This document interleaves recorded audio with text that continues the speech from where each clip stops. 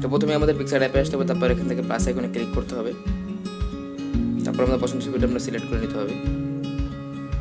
Select করে নিলাম, তারপর এখান থেকে ইফেক্টে ক্লিক করব, তারপর এখান থেকে আমরা এফএক্স নামের অপশনটা সিলেক্ট করব, তারপর স্ক্রল করব একটু, এই যে BRL2 এটাতে ক্লিক করব, এটা অ্যাডজাস্টমেন্ট করে নেব, ক্লিক করে অ্যাডজাস্টমেন্ট করছি আমি, আপনারা আপনার ফটো অনুযায়ী করবেন।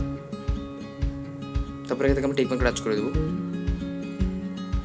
তারপর আমরা আবার একটু স্ক্রল করে এখানে মার্কস নামের অপশন আছে, এটাতে ক্লিক করব, তারপর এখান থেকে যে ওকে এটাতে ক্লিক করব, তারপরে BKH7 এটাতে ক্লিক করব, এবার অ্যাডজাস্টমেন্ট করে নিব,